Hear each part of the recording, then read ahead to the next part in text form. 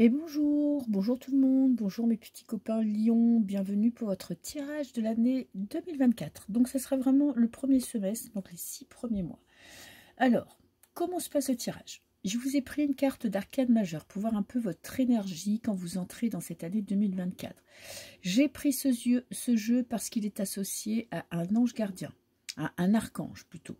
Donc, je vais vous lire le petit texte qui correspond. Donc, vous pouvez faire appel à lui cette année, quand vous avez envie de régler un problème, quand vous avez des demandes à faire. Je ne sais pas quelle est votre religion, mais peu importe. Il peut vous aider tout au long de l'année 2024. Et là, on va voir un petit peu vos énergies, comment vous vous sentez, ce que vous ramenez de 2023 et comment vous abordez cette nouvelle année 2024. Donc, vous avez déjà le magicien qui nous parle de nouveaux départs. Vous êtes vraiment dans une impulsion de nouveauté, de créer, d'avoir des projets personnels, professionnels. En tout cas, vous êtes dans la créativité, vous êtes dans l'action, vous allez donner une nouvelle impulsion à votre vie. Donc, c'est une très belle énergie pour commencer cette année où vous allez mettre en place beaucoup de choses qui vont vous permettre d'avancer. Alors, cette carte est associée à l'archange Raziel. Donc, je vais vous lire ce qu'on nous dit à propos de lui. Si Merlin l'enchanteur était un archange, il serait Raziel, le sorcier du monde des archanges. Raziel aide à comprendre tout ce qui a trait à l'ésotérique, à guérir les blessures des vies antérieures et à interpréter les rêves. Mais en tant que maître spirituel, il peut se montrer assez exigeant. Si vous faites appel à lui, il s'attendra à un travail acharné de votre part pour atteindre vos objectifs. Son nom signifie les secrets de Dieu, car on dit qu'il siège sur le trône de Dieu pour noter tout ce qu'il entend. Il apparaît dans les couleurs de l'arc-en-ciel, pareil à un prisme. Si vous vous mettez à voir des arcs-en-ciel partout, c'est sans doute que vous venez de vous trouver un mentor angélique. Ok, scrutez le ciel et essayez de voir si vous voyez de plus en plus d'arc-en-ciel. Donc, très belle énergie pour attaquer cette année. Ok, qu'est-ce que vous ramenez de 2023? L'inconnu. Bon, il y a encore des doutes, il y a encore des questionnements, il y a des choses... En fait, l'inconnu nous dit que vous n'avez pas pu répondre à toutes vos questions. Il y a effectivement des nouveaux départs. Vous avez été poussé vers quelque chose de nouveau, d'inattendu. Vous avez pris des décisions, mais vous n'êtes pas encore sûr des conséquences de ces décisions. Et j'ai le 10 d'épée, la fin d'une période de doute. 10 d'épée, c'est pas une carte des plus faciles. C'est la fin de la prise de tête du mental, si vous voulez. C'est-à-dire que là, vous êtes passé par des phases où vous vous êtes posé beaucoup de questions, vous avez beaucoup de doutes, vous avez dû prendre des décisions, vous vous êtes pris la tête, vous avez réfléchi, et là, vous êtes assez fatigué, je ne vais pas vous mentir, pour entrer dans cette nouvelle année, parce que ça vous a bien mangé le cerveau, mais avec le 10, on est vraiment dans une fin de cycle. Donc, vous clôturez ce cycle de 2023 qui était vraiment dans des décisions importantes à prendre pour votre vie, et vous vous lancez dans une nouvelle aventure. Ok, et vous êtes prêt à tout, hein. Vous n'avez pas d'idée préconçue. Le magicien, l'inconnu, c'est ça, c'est que vous allez vers quelque chose de nouveau, vous savez qu'il y a quelque chose de nouveau qui vous attend, mais vous n'êtes pas non plus dans l'anxiété. Vous sortez justement d'être cette anxiété. Vous étiez anxieux avant de prendre la décision. Maintenant que vous avez pris cette décision, vous vous y tenez et vous avez confiance. Vous êtes prêt à recevoir. Qu'est-ce que j'ai? Ah, 3 d'épée pour attaquer l'année. Et le naufrage. Bon, il y a quand même un moment, une phase, la phase du début d'année qui va pas non plus être des plus faciles parce que vous allez avoir encore des déceptions. Vous risquez d'être déçu par des gens, par des personnes, ça peut être par la politique, ça peut être par votre maire de votre village, ça peut être par quelqu'un de la famille, quelqu'un qui vous trahit, quelqu'un qui vous brise le cœur.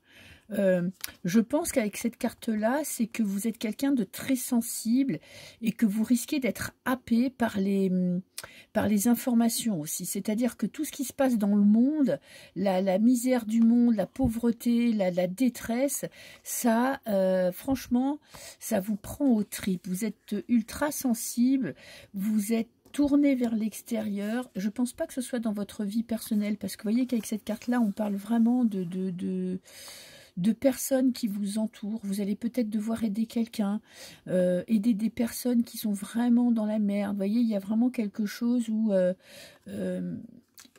vous allez devoir faire preuve de courage et de bienveillance et de présence. Qu'est-ce que j'ai là? J'ai la mort et le 2 de coupe. Alors, la mort, la fin d'un cycle.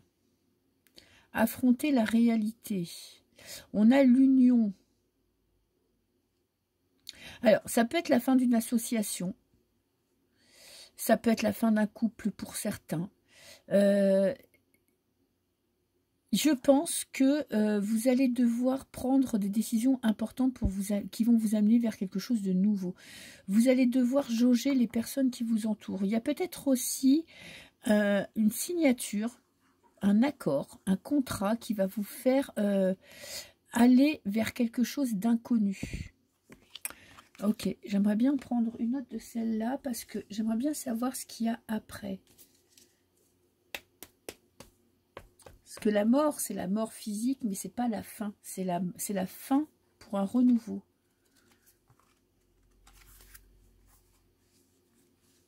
Alors, qu'est-ce que j'ai là pour vous? Alors, ça peut être aussi un deuil hein, pour certaines personnes. Vous êtes en train de vivre un deuil et ça vous touche profondément. Qu'est-ce que j'ai? J'ai la justice. J'ai l'impression que vous pourriez vous lancer dans des actions humanitaires, vous pourriez vous investir. J'ai vraiment ce sentiment-là que, vous voyez, vous allez avoir besoin pour vous sentir honnête avec vous-même, pour vous sentir utile dans le monde, pour vous sentir apaisé avec votre mental, vous allez avoir besoin de vous investir dans des activités qui soutiennent des personnes en détresse, dans la misère. Je ne sais pas dans quelle association, de quelle manière, mais ça va être quelque chose qui va monter en puissance cette année. Peut-être qu'il y aura une rencontre décisive, une personne de cœur qui va vous pousser, qui va vous entraîner dans ces activités qui sont sociales.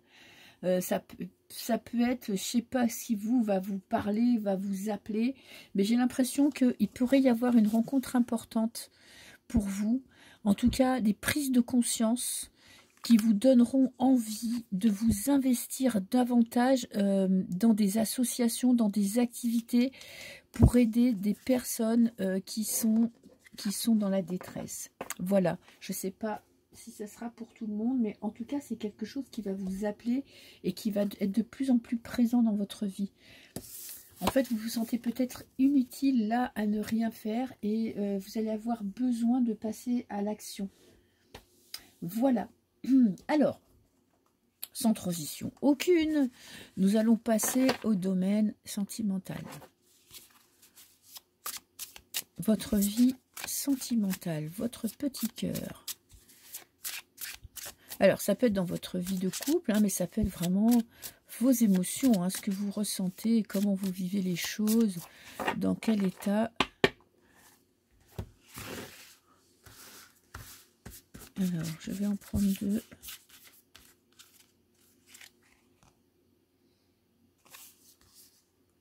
La tempérance. Alors, fin des conciliations. Vous en avez marre d'être gentil. Ok.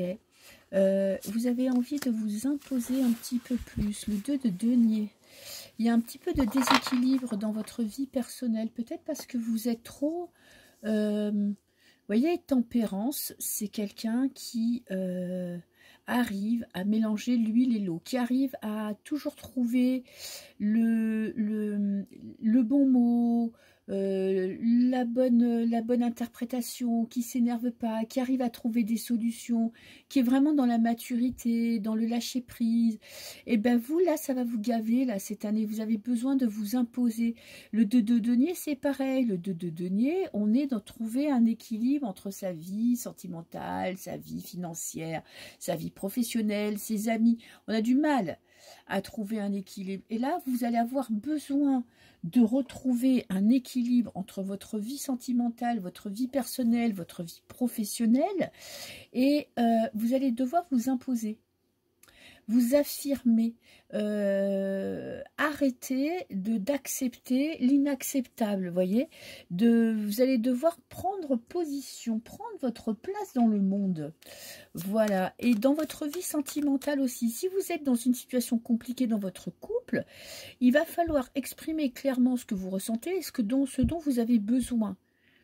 Et si c'est pas dans votre couple, c'est dans votre vie personnelle. Il va falloir vous commencer à prioriser ce que vous ressentez, ce dont vous avez besoin, plutôt que d'essayer de concilier. Peut-être que à force de concilier tout le monde, de rassurer tout le monde, de s'occuper de tout le monde, c'est votre vie de couple qui en pâtit. Ça déséquilibre votre vie de couple. Donc ça va être votre travail pour ce début d'année, en tout cas les 6 premiers mois en gros, hein. Ça va être de trouver votre place, de vous affirmer. Alors, qu'est-ce que j'ai? J'ai l'intimité et j'ai la panne. Bon, alors peut-être qu'il y a un petit passage à vide dans la vie intime. Ok, c'est pas grave. C'est un petit passage à vide, peut-être pour cause de fatigue, peut-être moins d'attraction, peut-être que vous avez personne et que du coup, bah forcément, il ne se passe rien. En tout cas, c'est un petit moment de pause et de repos du corps. Pourquoi?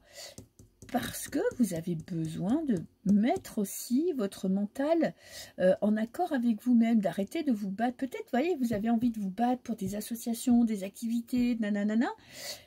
Gardez-vous du temps pour vous. Vous ne pouvez pas tout faire en même temps. Ou peut-être que c'est le fait de ne pas avoir le temps de vous investir dans des activités qui vous permettent de vous sentir utile, d'aider les autres, et ça vous frustre. C'est peut-être ça aussi. Alors, je vais en prendre encore 3.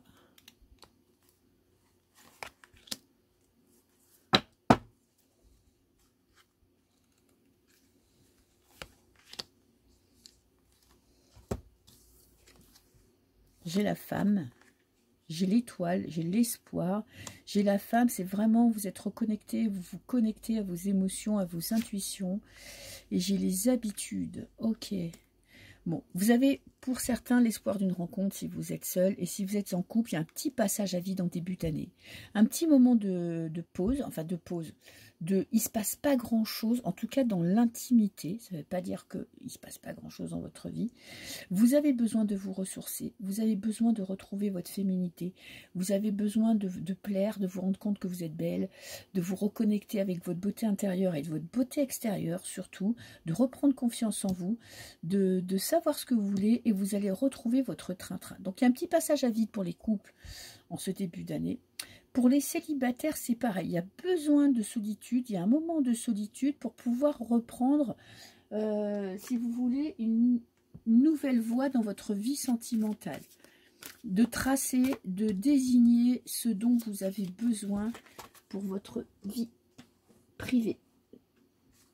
Et regardez ce qui est tombé, j'ai le nouvel amour, peut-être une rencontre,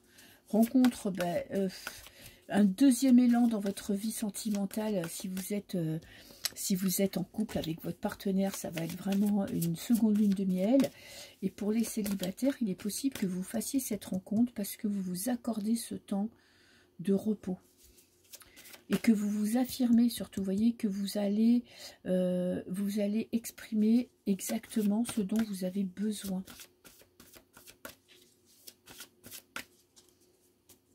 Alors, je vais en prendre 2.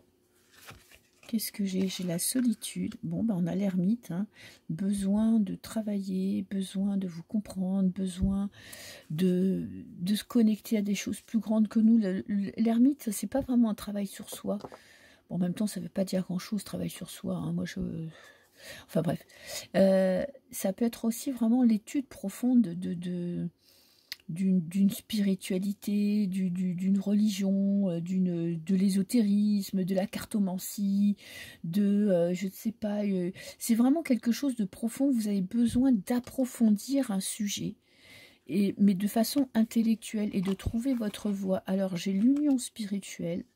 Bon, très belle carte. Et chagrin et peine. Vous avez quand même des peines à surmonter, des déceptions à surmonter, mais il y a une reconnexion d'âme. Alors, cette carte-là, elle peut vouloir dire vraiment une rencontre très importante.